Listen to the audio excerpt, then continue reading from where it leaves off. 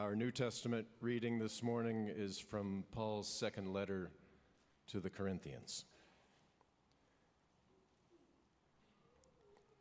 We want you to know, brothers and sisters, about the grace of God that has been granted to the churches of Macedonia. For during a severe ordeal of affliction, their abundant joy and their extreme poverty have overflowed in a wealth of generosity on their part. For as I can testify, they voluntarily gave according to their means and even beyond their means, begging us earnestly for the favor of partnering in this ministry to the saints, and not as we expected. Instead, they gave themselves first to the Lord, and by the will of God to us, so that we might urge Titus that as he had already made a beginning, so he should also complete this generous undertaking among you.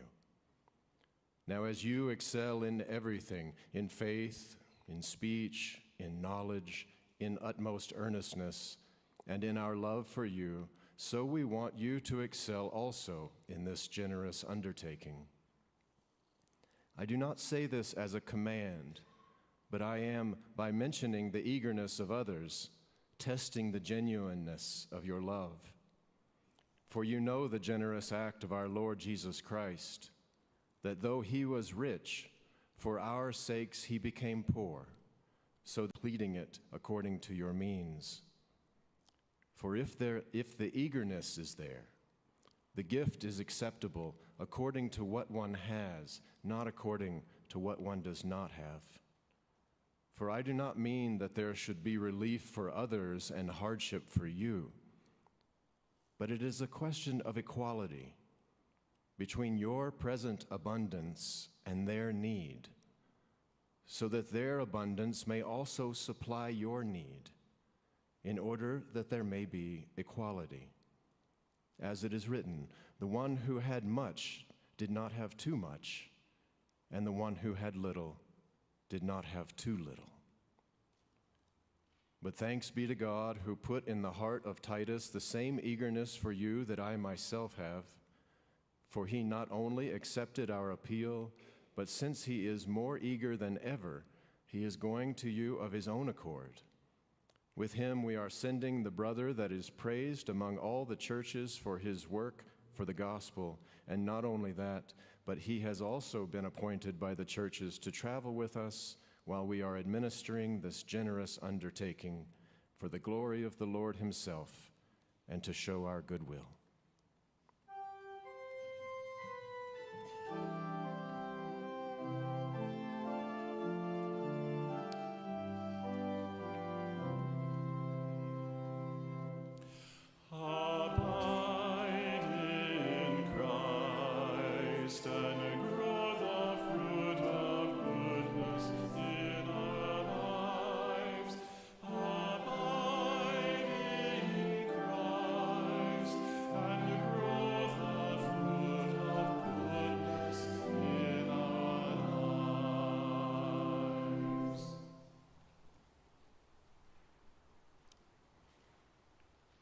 Today is Commitment Sunday, and for goodness sake, Calvary, I want us to feel good about our giving.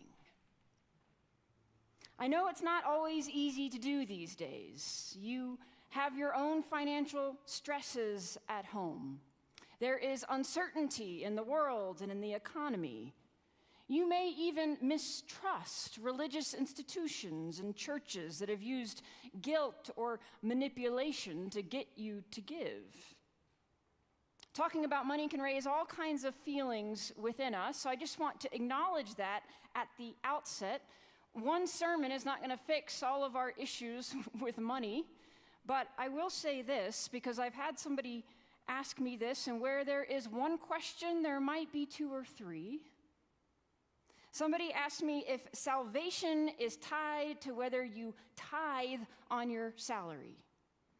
So let me be clear, no.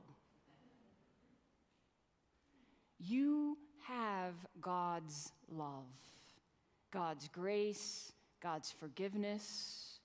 You cannot buy it. You cannot earn it. You are marinating in it right now.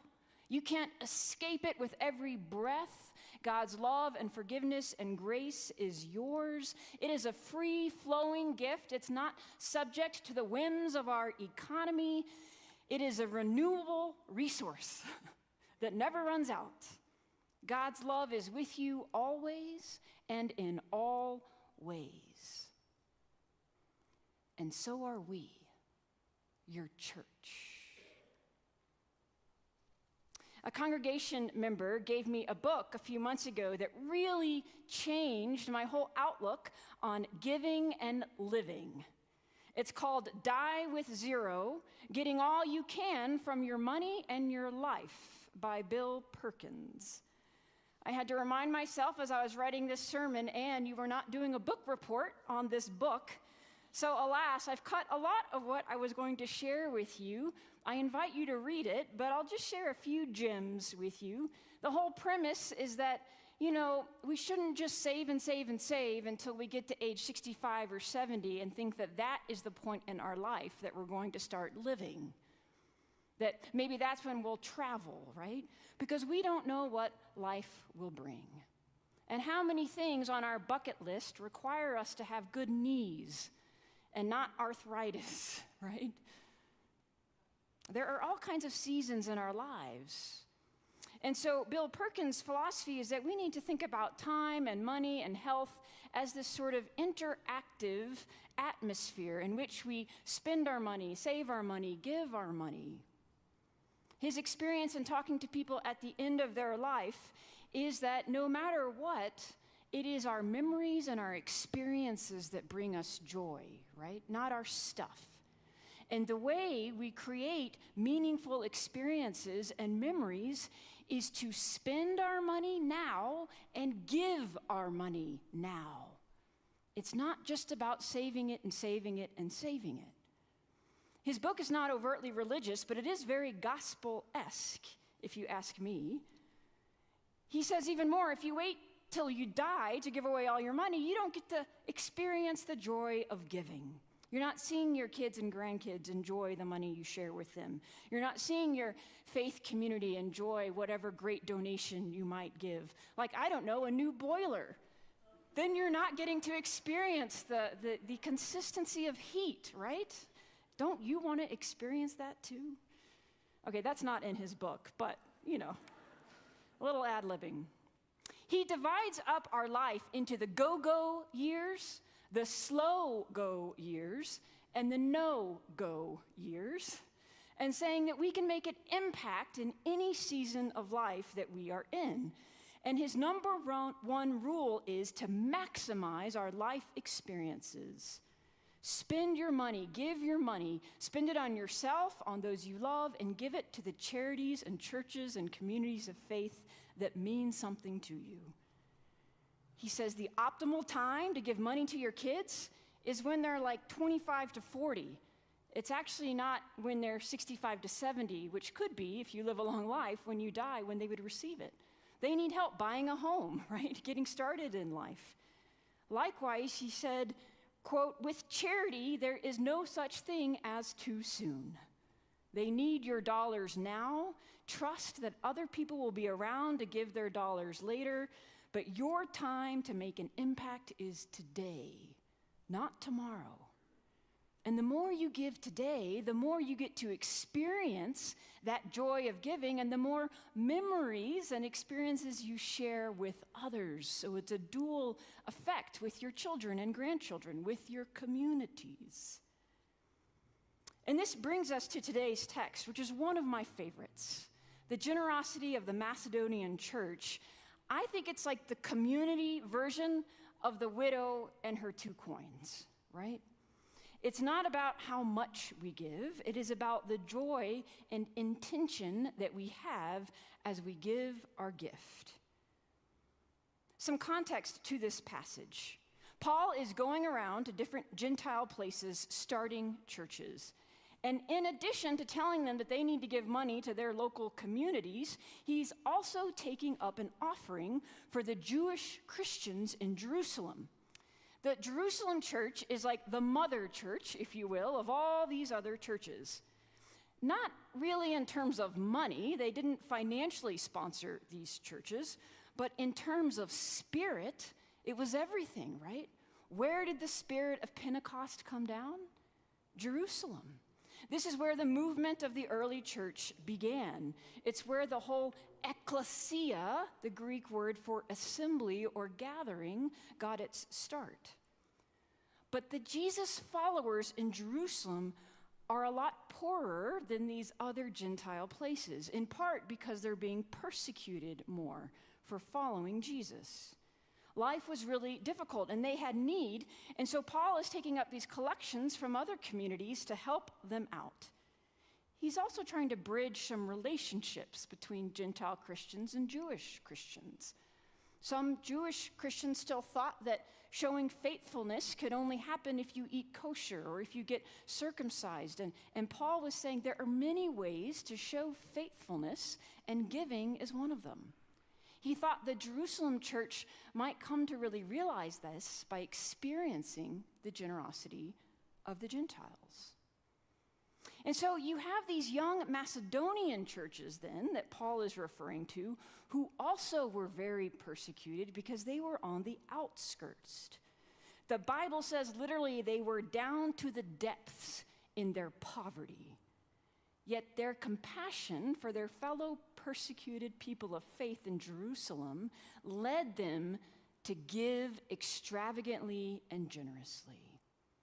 They were poor in resources, but rich in faith. So grateful to have the good news, or the charis, the grace of God, that they had no choice but to give back. They were actually begging Paul, can we please give to that church in Jerusalem? Can you imagine? They wanted to help. But Paul here is writing to the Corinthians. He's no longer with the Macedonian church. He's just using them as an example. And the church at Corinth, you might imagine, was a bit wealthier. Corinth was a big trade and travel hub. Not everybody in that church was rich or of means, but a lot of people would have been. And Paul is saying, I know you're trying to, get your own church started and get things going, but you can also give a little bit more to help this other community too. It's not either or, it's both and. Paul's point is not to tell the Corinthians not to give to their own needs, but just to include the needs of others as well. And as I see it, as Paul is writing to the Corinthians, I feel like he's writing to all of us today. And I see some guidelines for giving in this text that can help us feel good about giving. And look, the Corinthian church did not have it all together. They had a lot of internal strife going on. So I also think that Paul knew that if he could get them to come together over a shared project, a shared effort of goodwill, that would help them strengthen their relationships too. So here are the 5 guidelines to feel good about giving that I have pulled from Paul's letter. Maybe you see other ones, but I'm going to share them with you and then talk about how they translate to us here at Calvary. First, giving feels good when we have a little healthy competition, when we're inspired or motivated to give. The whole premise of Paul's approach in this text, in his appeal to the church at Corinth, is to use the Macedonian church as an example. He says, look at them, look at their generosity, their joy in giving. This reminds me of when I was a kid and would go to vacation Bible school. We had competitions during the week. Which grade could bring the most canned goods for the food drive? Which grade could fill up the biggest jar of coins for the offering, right? And we loved it. We were excited. We were in our parents' pantries grabbing all the food and taking it because we wanted to win. Do you remember Miracle Match a few years ago? We had somebody say, we have this gap, I'm going to give $75,000. And Calvary, you not only raised $75,000, you raised an additional $16,000 on top of that, exceeding our goal in 10 days. A few years before that, we had an HVAC unit go. Do you remember HVAC Give Back? Another matching campaign. Somebody gave $28,000. We challenged you in literally 3 days to give $28,000, and you gave $40,000. So my own life experience and my experience in this very community is that it feels good to be inspired by others to give. A little healthy competition is good for our giving. And I think that's the case because it feels good knowing that others are in it too, right? That it's not just us. The whole reason we celebrate Commitment Sunday as we do, bringing our gifts forward, is in a way to visualize this commitment and to say that we are all in this together. And not just those of us in this room, but think about where this commitment box rests. First of all, it's made by one of our saints, Gordon Seeker. It also rests on the communion table. It rests on the financial generosity of the communion of saints who have come before. And when we put our gift in that box, we are ensuring the future communions of saints that will break bread at this very table. It is beautiful. We are not in this alone.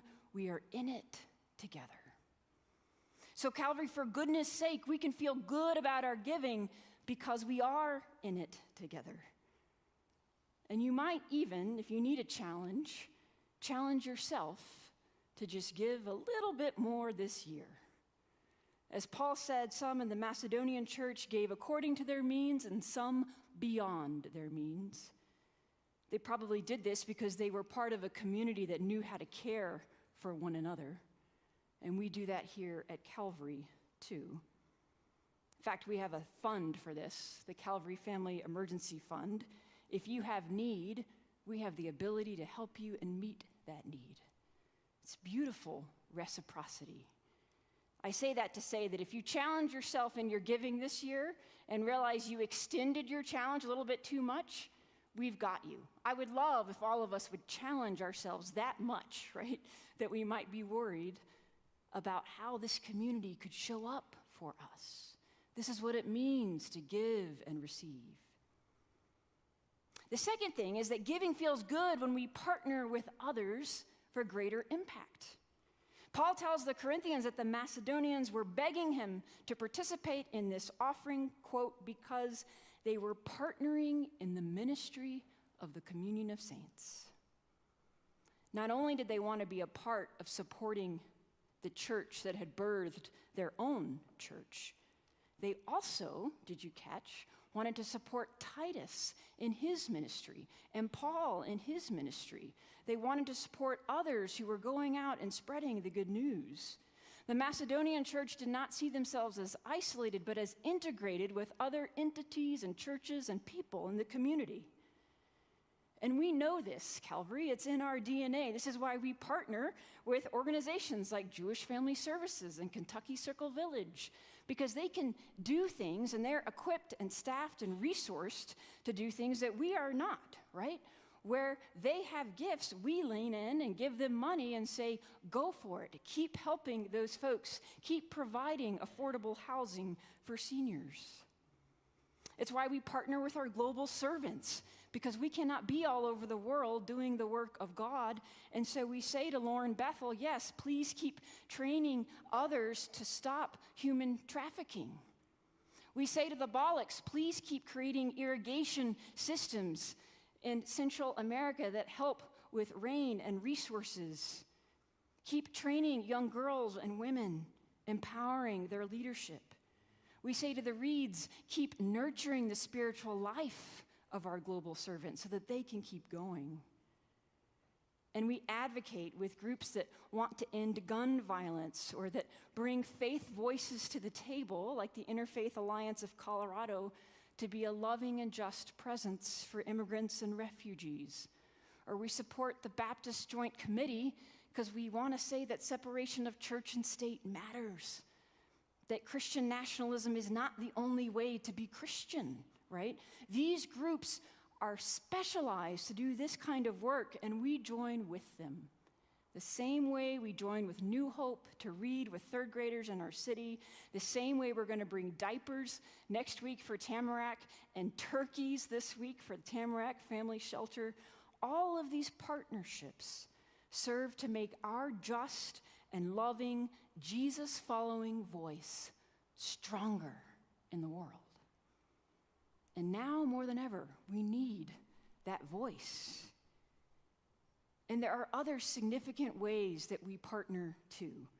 We encourage people on their journeys to ministry and ordination. Sal Nam is here. She's beginning the ordination process soon with us. She's from Myanmar. Ordination of women is not recognized there. Priska Ampa, who you've seen leading, same story. She's from the Ghana Baptist Church. Ordination of women is not recognized there. They have found a home at Calvary where we affirm and recognize their gifts.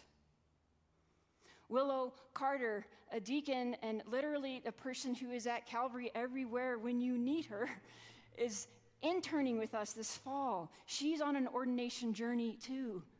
She is a trans woman in our community. She does not have other options for ordination. There are very, very few churches that will embrace her and her gifts and lift her up. And we get to do that, Calvary. We get Willow. This is what our gifts do together. So for goodness sake, let's feel good about our giving because we're partnering with others for greater impact.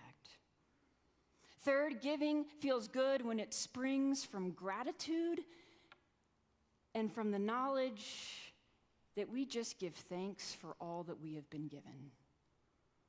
This is a basic theological point that Paul makes. He points to Jesus, and he said, Jesus gave it all, so can't we as well?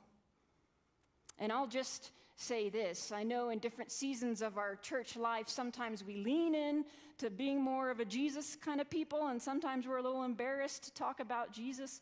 Calvary, this is a time to lean in to being Jesus followers, to reclaim what it means to follow this man who was nomadic, lived on the margins, made sure people had food and shelter, made sure they were cared for, made sure they had a place at the table even when the powers that be did not give him a place at the table. In fact, crucified him on a cross. And even then, his love was self-giving. Father, forgive them, they know not what they do. And then his spirit rises up in the resurrection and lives in us today. We claim the name and spirit of Christ as the reason for our existence as a community, as a church, the reason for our giving and for our good that we do in the world.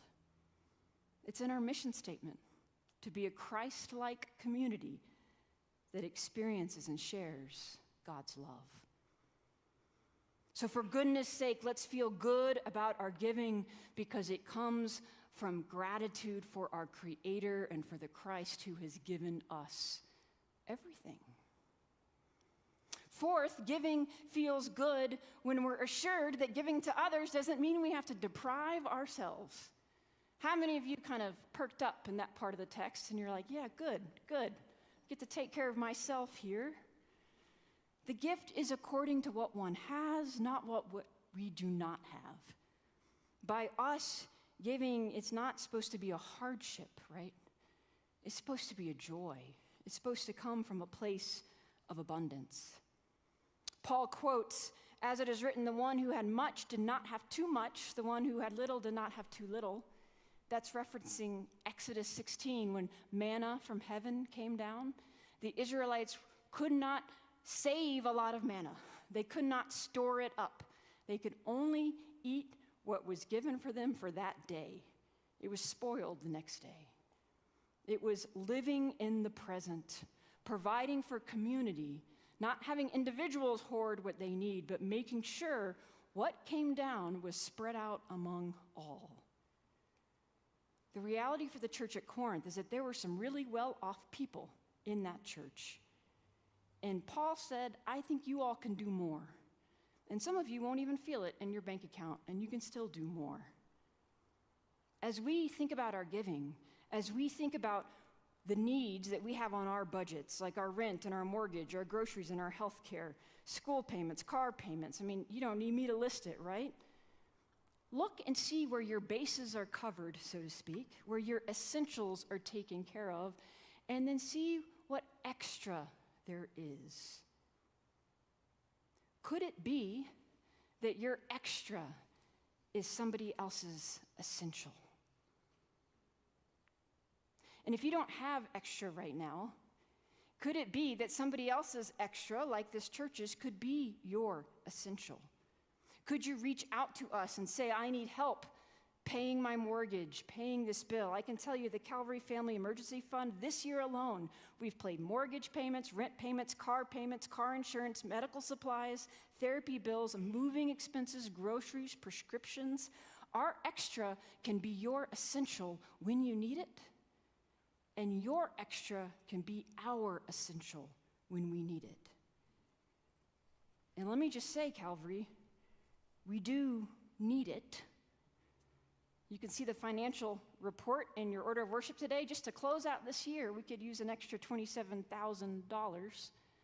Maybe your extra could help us pay our essential. But when we lean on each other like this, we actually live into what it means to be a Christ-like community, giving according to what we have, not what we don't have, and also receiving when we ourselves are in need. So for goodness sake, Calvary, let's feel good about our giving, because it doesn't mean we have to deprive ourselves. And this brings us to the fifth and final point. Giving feels good when we take stock of our abundance and use our abundance to meet real needs. The difference between this point and the last point is that the last point is more specifically about finances, but this point views abundance more holistically, realizing that some abundance is financial, some abundance is of our time, some is of our talent, our spirits, our skills. Paul is telling the Corinthian church, look, you have all of these skills. You have learned people and knowledgeable people. And the Macedonian church, they don't really have that per se. I guess he was sort of insulting them in that way. But he said they have the spirit of giving. And so he was showing them how their different abundances could meet each other's needs. So this is an important exercise for us in all different seasons of our life. We change, our circumstances change, which means our abundance changes and our needs change. Look at your life in this moment. Where is your abundance? Maybe it is in time, in showing up week after week, Thursday nights and Sunday mornings, singing in the choir, right? Maybe it is being one of the ones who raises their hand to serve as a deacon and be in leadership position. We know from others of you, 30 plus of you that we have asked to serve as deacons, that now time is not the abundance that you have, or skill, or life stage, or whatever it is that's going on in your life. You're not able to say yes to service in that way. We've asked a lot of you, and we've gotten a lot of no's.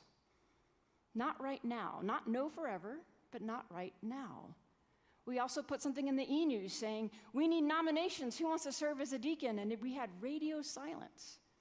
So this shows us that in this season in our church, the abundance of offering time combined with skill and that kind of leadership is not where our abundance is, right? We have a need there.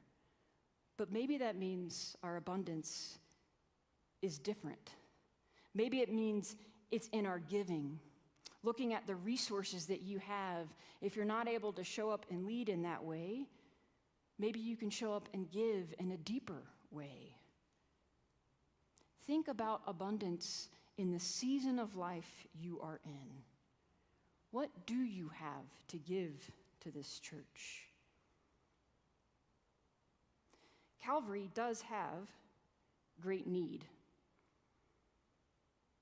So you can get creative about how you want to give. You could give from the money that you have in your checking account, or maybe you can look at your stocks and see what options are there, or maybe you have a car sitting in your garage you're not driving and you can donate that. Maybe you could even talk to your employer and say, do you do company matches, right? There's all kinds of ways to give, and Natalie Ralston would love to talk to you about those ways. But we have need, and I just want to lay it out to you plainly. Our building insurance premium more than doubled for next year.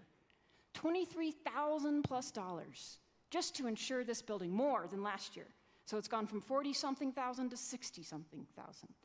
Our health insurance premiums jumped 18% for the plans that we're on now. Our bills are increasing just like yours are at home. Our missionaries need more support. The cost of supplies is increasing. Our building is aging. You know all this, right? You even know how bad the traffic is in Denver and that it takes longer to get to the hospital that used to be 15 minutes away and now is 45 minutes away. So when you say, why do we have so many pastors? It's because we're trying to be a lot of places. And there are a lot of places to be. We want to be with you.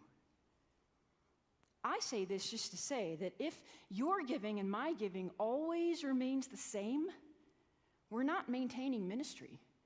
We're actually doing less ministry, right? Just to maintain, we all have to be digging deep when we can. In addition, I voiced this year that I have need, that I want to be your senior pastor and I want to be all in, but I need help. I've been going at a pace that, quite frankly, as I turn 45 next week, I can't keep up. So we have these amazing staff members, and Brenda and Ian and a part-time executive director that will be coming soon. And it is because I need help. Like, I'm very honest about that. And so I realize that part of my ask is to help fund this staff, to help make it work. Damon and I get more and more invested in this community every year. We give more and more to Calvary because we love you. We love this place. And that leads me to the great abundance that we have that I just want to remind you about as we come forward with our gifts. Look at this place. Like, look at the beauty of this place. We don't have a mortgage. A lot of churches have mortgages. Our communion of saints from before took care of that for us. We do have maintenance, a lot of that, but no mortgage, and what a gift. We have a parking lot. You don't have to pay for parking. We're near a light rail station. We have a bus stop on our parking lot. We're accessible. We have a gym and a playground, a fellowship hall and a youth lounge, places to fellowship and join together. We have a sanctuary and a chapel and a prayer room and a foot of the cross courtyard, sacred places here in your today life and also for your life beyond. We have intergenerational ministry with kids on the step and seniors in the choir. We have a national ministry with people worshiping literally all over our country.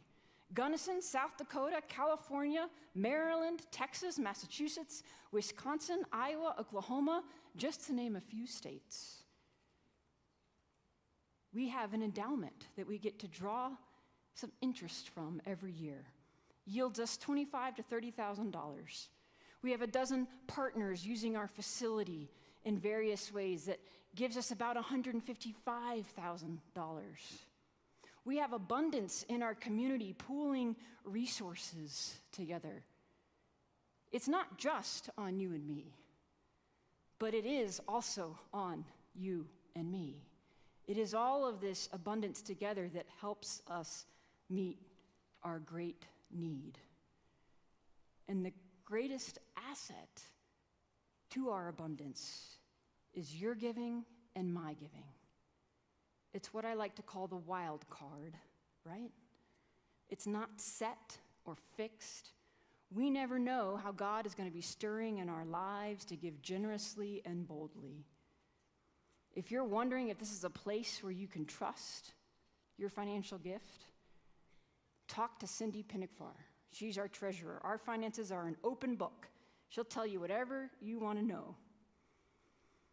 More than having you trust us, though, we want you to believe in the vision that God has given us, a vision for being a just and peace-loving, presence in the world that follows Jesus and creates community. And for those of you who may be holding back a little bit, saying, well, there's always a future ask, so I want to hold a little bit back for that future ask. That's okay, you can do that.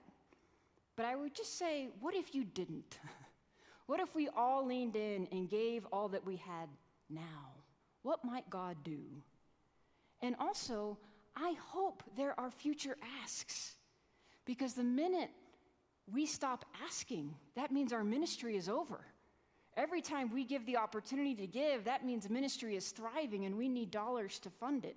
So while not every ask is for every person, every time we ask for financial gifts, it's a sign that the ministry here is alive and well. Think about the goodness of this place in your giving. And for goodness sake, Calvary, let's feel good about our giving. We're in it together. Our vision is important.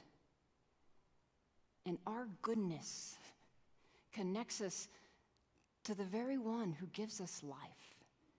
And there is no better reason to give than that. Amen.